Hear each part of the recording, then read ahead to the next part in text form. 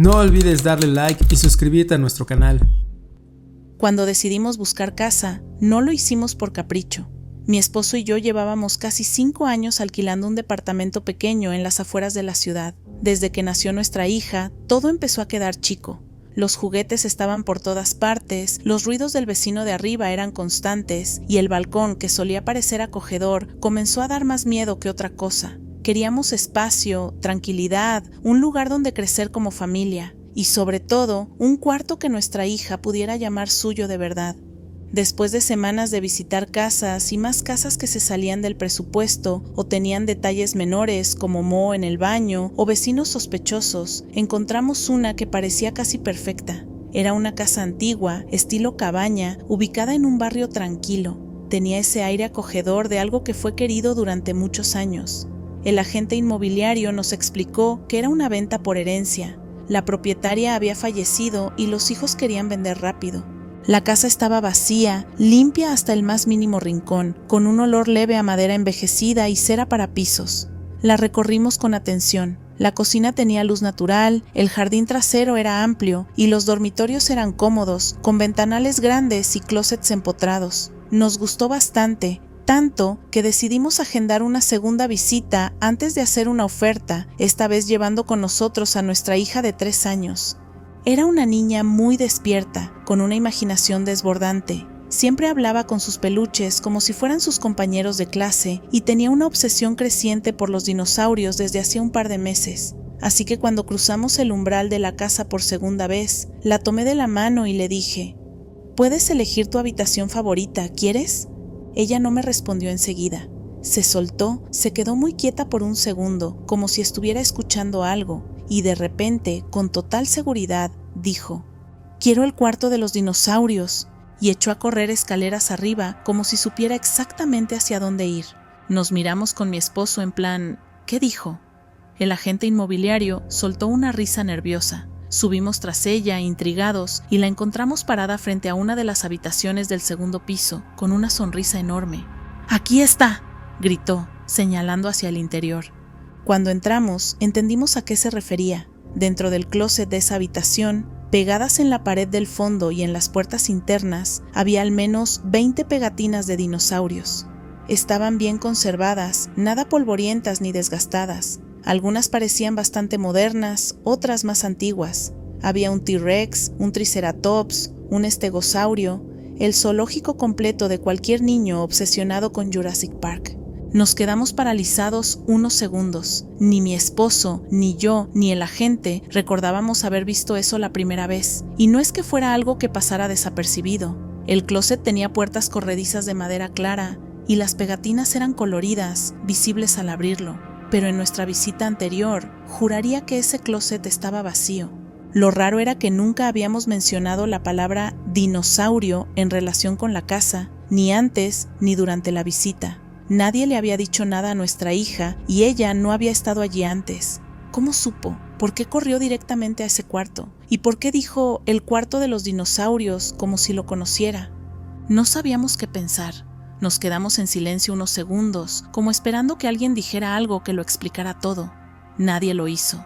Nos fuimos ese día con una mezcla de emoción y una ligera incomodidad. Decidimos hacer la oferta igual. La casa era buena, el precio justo, y si dejábamos que ese pequeño detalle nos detuviera, probablemente nunca compraríamos nada.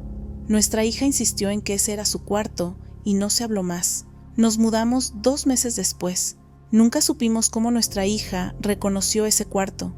Ella creció y con el tiempo dejó de hablar de los dinosaurios como si fueran sus amigos invisibles. Pero cada vez que contábamos la historia a alguien nuevo, ella lo negaba todo. «No me acuerdo de haber dicho eso», dice ahora, ya con 9 años. «Pero igual, es mi cuarto favorito». Y sí, el closet sigue igual, con todos los dinosaurios en fila, y yo todavía no tengo idea de cómo llegaron ahí, ni de cómo ella lo supo antes de verlo. A veces las casas guardan secretos, y a veces los niños los conocen antes que nosotros. Nunca supimos cómo nuestra hija reconoció ese cuarto.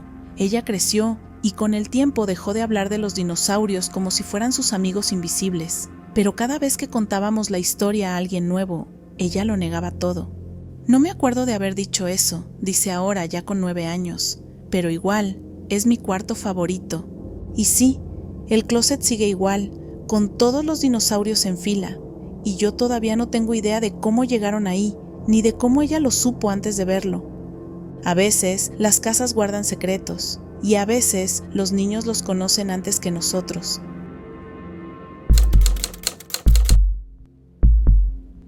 Esto pasó allá por el 2002, cuando yo tenía unos 8 años. Era una época rara para mí. Mis papás se habían divorciado no hacía mucho, y mi papá recién empezaba una relación con la que sería mi madrastra durante unos años. Ese viaje en particular era importante. Íbamos de vacaciones a visitar a su familia, algo así como una especie de presentación oficial de su nueva vida ante los parientes del sur. Yo no entendía mucho de todo eso. Solo sabía que íbamos en avión, lo cual me emocionaba. Me encantaban los aeropuertos, las sillas que se movían, las revistas gratis y esas galletitas que daban en el vuelo. Además, esa vez me dejaron llevar mi Game Boy, así que para mí era como un mini vacaciones. Salimos sin problemas. El vuelo fue largo, pero nada fuera de lo común. Dormí un rato, jugué, comí, y cuando aterrizamos en Tennessee, todo parecía haber salido perfecto.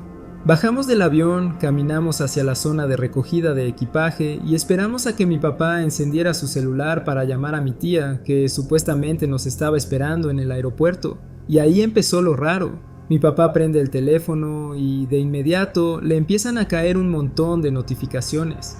Llamadas perdidas, mensajes, todos de mi tía. Se notaba que estaba alterada. Él la llama enseguida y yo puedo escuchar, incluso sin altavoz, que ella está gritando algo como ¿Dónde están? ¿Qué pasó? Llevamos más de 2 horas aquí.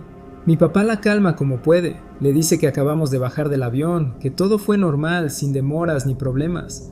Pero ella insiste en que no, que han estado allí más de 2 horas y media esperándonos, caminando en círculos por la terminal, que incluso preguntaron varias veces si el vuelo había llegado. Y le dijeron que sí, que todos los pasajeros ya habían desembarcado y la información del vuelo ya no aparecía en pantalla desde hacía rato. Y ahí fue cuando los tres nos miramos confundidos. 2 horas y media? No tenía sentido. El vuelo salió a tiempo. No hubo turbulencias ni desvíos. Yo recordaba haber visto el sol ponerse por la ventanilla, como debía ser. Nada fuera de lo normal, pero de alguna forma, entre el despegue y el aterrizaje, el reloj había avanzado mucho más de lo que debería. Incluso teniendo en cuenta el cambio de hora entre un lugar y otro, había al menos 1 hora y media sin explicación. Ya en la zona de recogida de equipaje, vimos que la cinta estaba detenida y vacía. No había maletas, ni pasajeros, solo un par de empleados que empezaban a desmontar todo. Tuvimos que ir a un mostrador especial para reclamar nuestras cosas, porque las habían apartado tras quedar demasiado tiempo sin recoger. El tipo que nos atendió fue amable, pero también nos miró raro, como si no creyera del todo que recién bajábamos del avión. Nos reencontramos con mi tía unos minutos después. Estaba claramente alterada. No entendía cómo no nos había visto salir, cómo nadie más había bajado junto a nosotros, y por qué parecíamos tan frescos, como si hubiésemos aterrizado recién, cuando ella había estado mordiéndose las uñas durante 2 horas y media esperando alguna noticia. El resto de la noche se sintió raro, todo se sentía ligeramente desfasado, como cuando tienes jet lag, pero no es solo cansancio, sino esa sensación de que las cosas no están sincronizadas del todo. Nadie más mencionó el tema esa noche. Mi papá dijo que quizás el reloj del vuelo estaba mal, o que algo se había desconfigurado en la pantalla del aeropuerto, pero yo lo vi mirarse al espejo en el baño esa noche con una expresión que nunca le había visto antes, como si él tampoco se creyera del todo su explicación. Con el tiempo, el recuerdo quedó como una anécdota rara de ese viaje, una de esas cosas que uno cuenta como dato curioso, pero que en el fondo nunca logra entender del todo.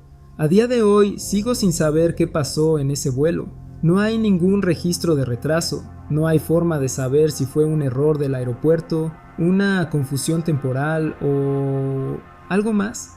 Pero cada vez que vuelo, y sobre todo cuando el avión atraviesa nubes densas y se pierde la señal del celular, no puedo evitar mirar el reloj 2 veces al aterrizar, porque sé que algo puede pasar allá arriba, algo que nadie puede explicar, y quién sabe. Tal vez, durante un par de horas en 2002, estuvimos en algún lugar que no era del todo este mundo.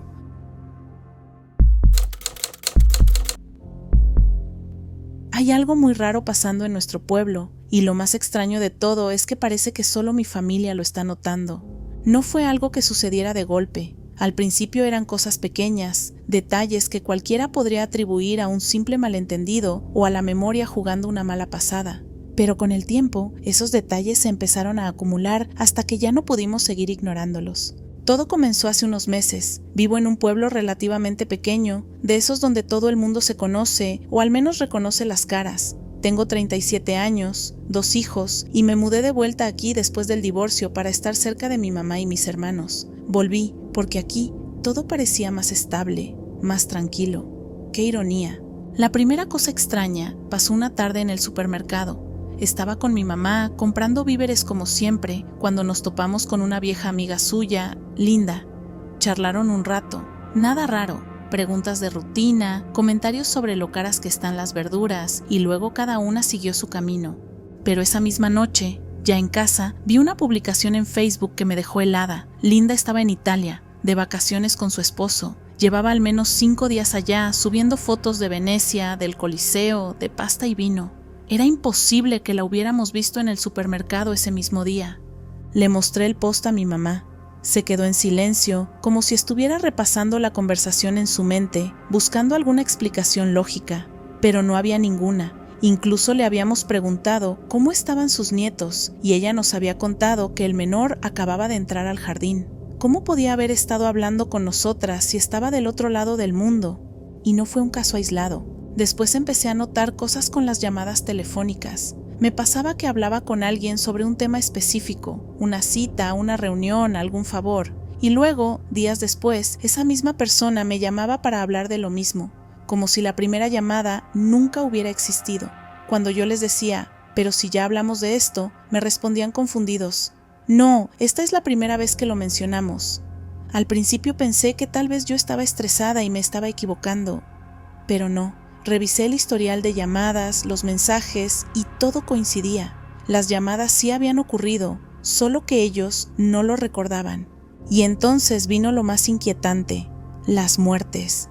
En los últimos meses han fallecido 4 personas muy conocidas en nuestra comunidad, gente que uno no puede confundir ni ignorar. Un empresario local, una directora de escuela, un médico del hospital y una señora mayor muy querida que organizaba todos los eventos comunitarios.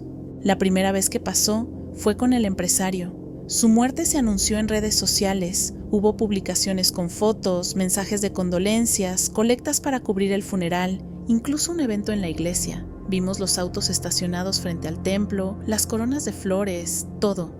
Y luego, 1 semana y media después, otra vez, la misma persona, la misma muerte, las mismas publicaciones. Al principio creí que se trataba de un error o una especie de homenaje tardío, pero número. Era como si el tiempo se hubiese reiniciado y todos volvieran a reaccionar como si estuviera muriendo por primera vez. Lo más loco es que nadie más lo nota. Solo mi familia, mi madre, mis 2 hermanos, mis hijos.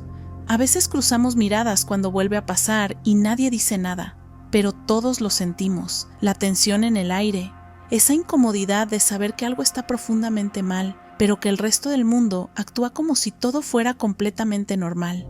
Intenté hablarlo con una amiga de confianza. Le conté lo de los duplicados, lo de las muertes repetidas. Su reacción fue incómoda. Primero se rió, pensando que era una especie de broma, pero cuando se dio cuenta de que yo hablaba en serio, me puso esa cara, la misma que uno pone cuando escucha a alguien decir que ha visto ovnis.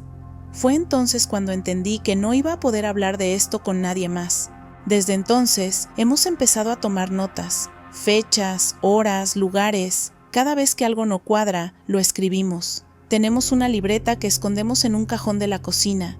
Mi mamá la revisa cada noche como si fuera su nuevo ritual.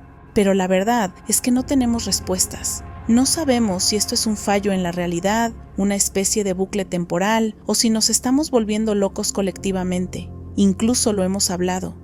¿Y si solo nosotros somos los duplicados? ¿Y si somos los que no pertenecemos? A veces me despierto por la noche con una ansiedad que no puedo explicar.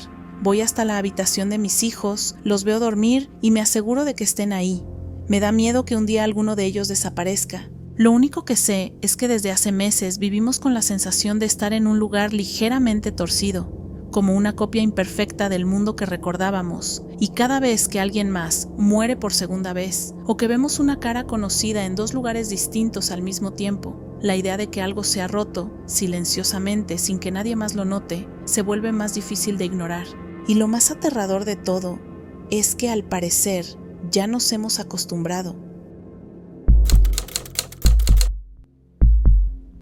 Tenía unos 19 años y vivía con un compañero de cuarto mientras cursábamos la universidad. Estábamos en un pequeño departamento dentro de un complejo de apartamentos, de esos normales, nada del otro mundo.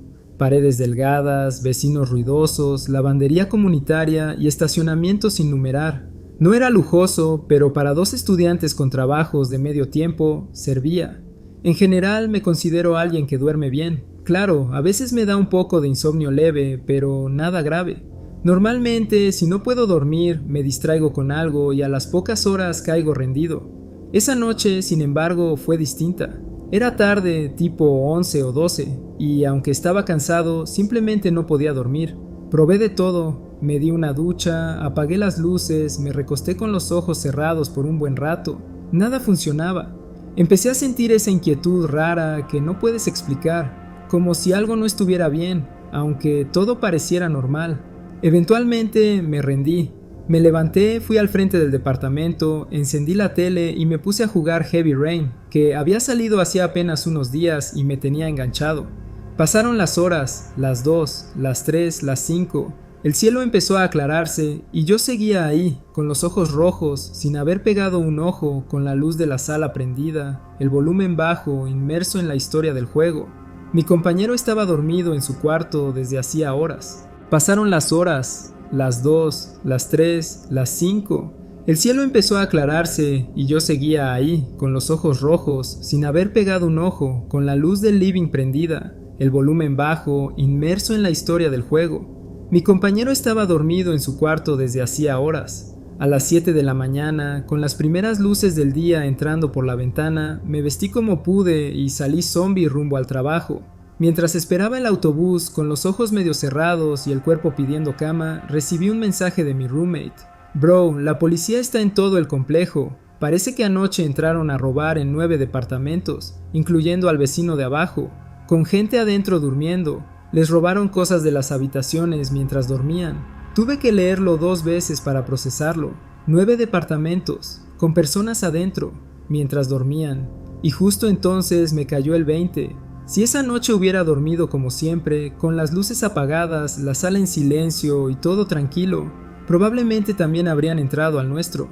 Pero yo estuve despierto toda la noche, con la luz del frente prendida, moviéndome, jugando, gritando, dando señales claras de que alguien estaba activo dentro del departamento. Tal vez los que hicieron eso pensaron que no valía la pena arriesgarse y siguieron de largo. Fue un pensamiento raro. Me quedé helado. Lo único que me salvó fue no poder dormir. Durante los días siguientes, todo el complejo estaba nervioso. La policía preguntó si habíamos notado algo sospechoso, pero yo no había escuchado nada. Y eso que estuve despierto toda la maldita noche. Ni un ruido, ni una sombra. Nada. Me costó mucho volver a dormir tranquilo. Ya no sabía si esa sensación de incomodidad que tuve al principio fue solo ansiedad o si algo, de alguna manera, me estaba manteniendo despierto por una razón. Como si mi cuerpo supiera que esa noche no debía bajar la guardia. A veces, cuando recuerdo esa noche, no pienso en el miedo. Pienso en la casualidad exacta, en lo perfecto del momento y doy gracias por ello.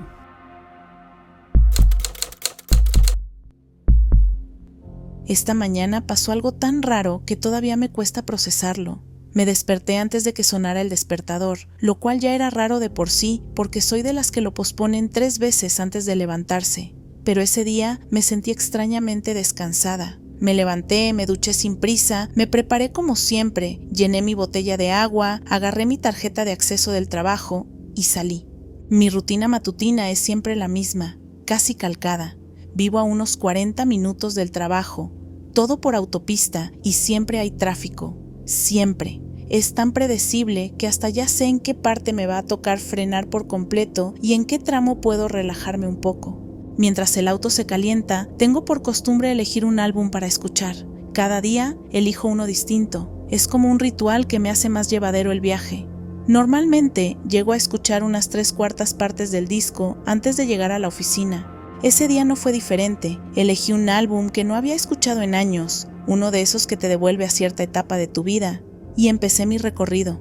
Recuerdo absolutamente todo. Me cortaron el paso en la entrada a la autopista, como siempre. Hubo un embotellamiento justo antes de mi salida. Recuerdo haberle contestado un mensaje a mi hermana usando Siri porque iba manejando. Recuerdo que vi un auto que jamás había visto antes en Estados Unidos, uno de esos modelos europeos raros. Incluso pensé para mí misma, qué raro ver uno de esos por acá.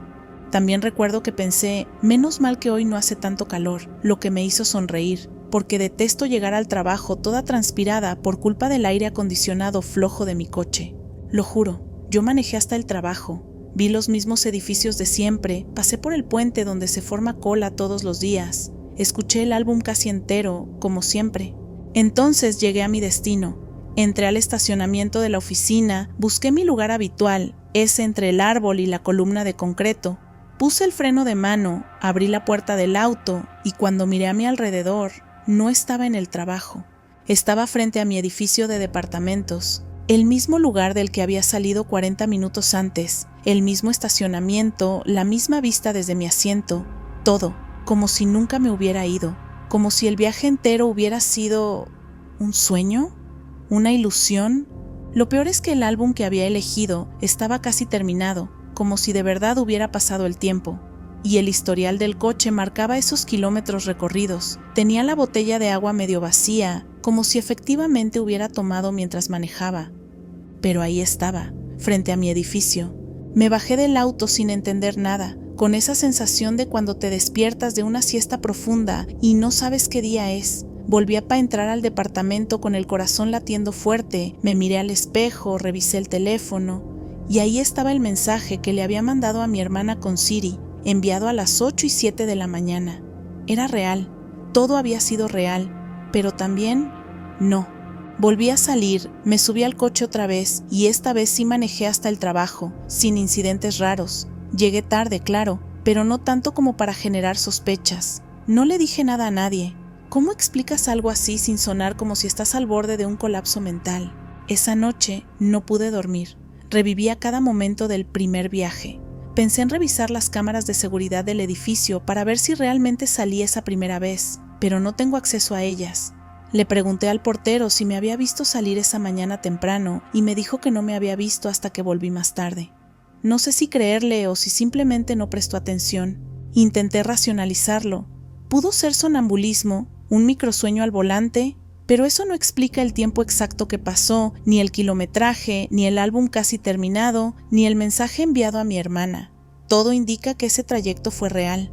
Pero entonces, ¿cómo terminé otra vez frente a mi casa? No he contado esto más que a 2 personas cercanas y ambas me miraron con cara de «qué raro», pero sé lo que viví.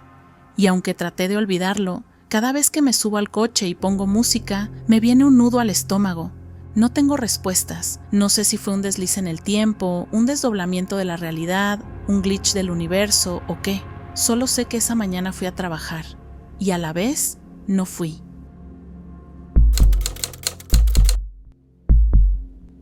Cuando era chico, había un cuadro en la casa de mis padres que nunca me gustó. Estaba colgado en el pasillo, justo frente a la puerta de mi habitación, y mostraba a un soldado vestido con uniforme antiguo, de esos de otra época, probablemente de la Segunda Guerra Mundial.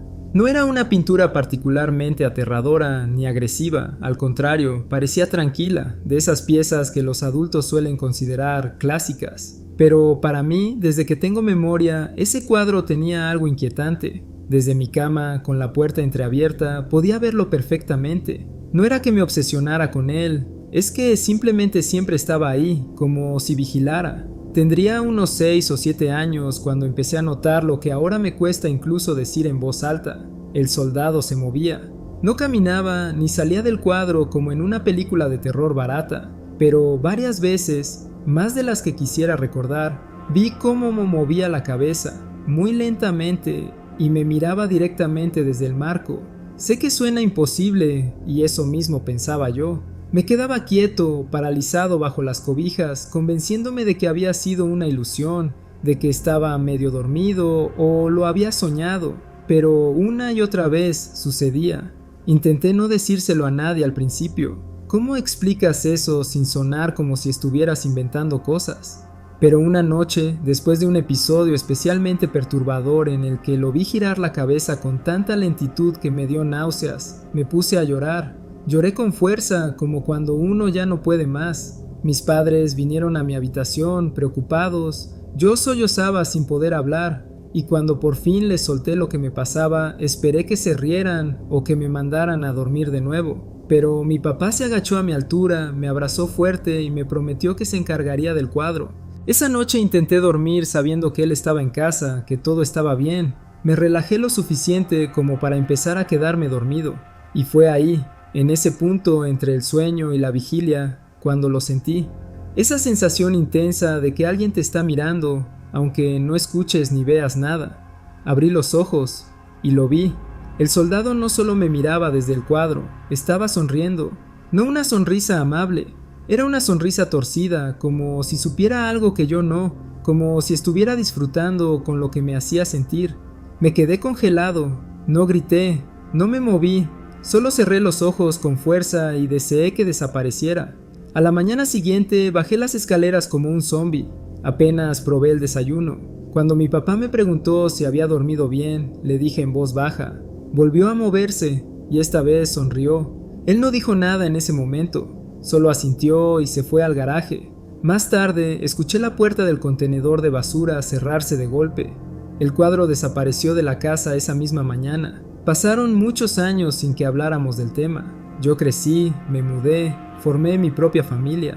A veces recordaba el cuadro, pero con el tiempo me fui convenciendo de que mi mente de niño había exagerado las cosas, que era solo una pintura fea con mala vibra. Hasta que durante una visita ya de adulto, mi papá y yo estábamos tomando un café en la cocina, hablando de cosas viejas. No sé cómo salió el tema, pero mencioné el famoso cuadro del soldado. Me reí, tratando de quitarle peso al recuerdo, y dije algo como: ¿te acuerdas del cuadro ese? De chico juraba que me miraba. Cosas de niños, ¿no? Mi papá dejó la taza sobre la mesa con mucho cuidado.